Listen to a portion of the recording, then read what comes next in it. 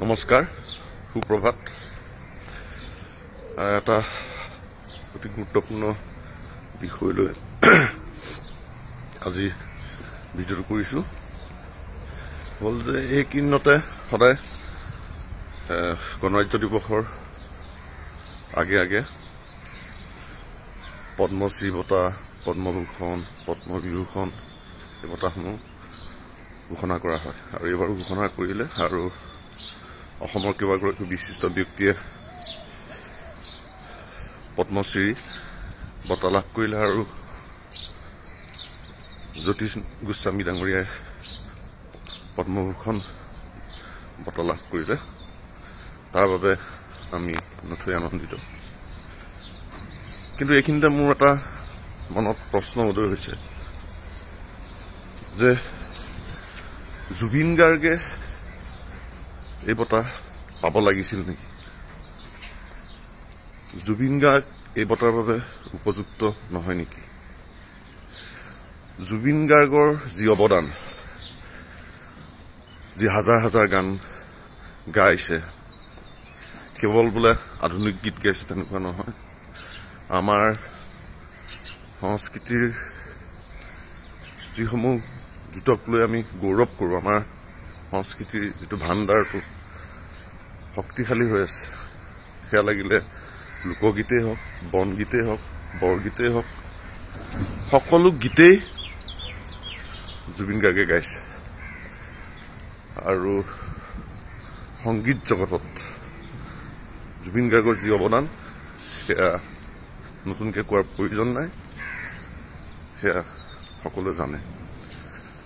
গতিকে জুবিন গাৰ্গ পদ্মশ্ৰী বঁটাৰ বাবে যোগ্য নহয় নেকি, এই প্ৰশ্নটো আহিছে, বা বিবেচনা হোৱা নাই নেকি, বা ৰাজ্য চৰকাৰে এই ক্ষেত্ৰত উদ্যোগ কিয় লোৱা নাই?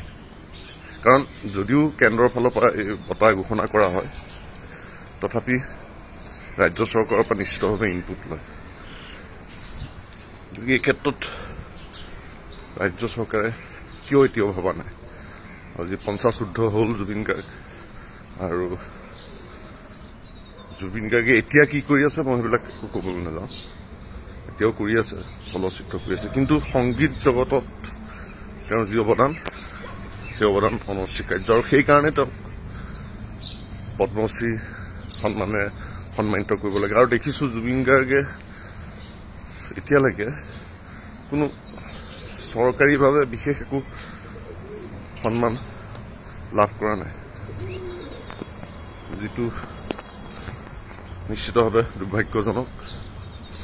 য'ত অৰিজিৎ সিঙক এবাৰ পদ্মশ্ৰী দিয়া হৈছে, অৰিজিৎ সিং বিখ্যাত গায়ক, ভাল গায়ক, তাত ক'বলগীয়া নাই, অৰিজিৎ সিঙেও লাভ কৰক, কিন্তু জুবিন গাৰ্গ কম নহয়, বা জুবিন গাৰ্গ পদ্মশ্ৰীৰ বাবে 100% উপযুক্ত।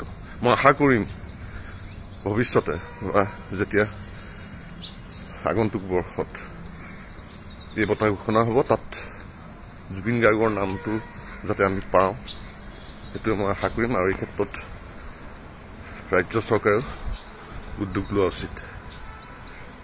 সেইখিনি মনলৈ আহিল, সেইকাৰণে আপোনালোকৰ সৈতে ভাগ বতৰা কৰিলোঁ।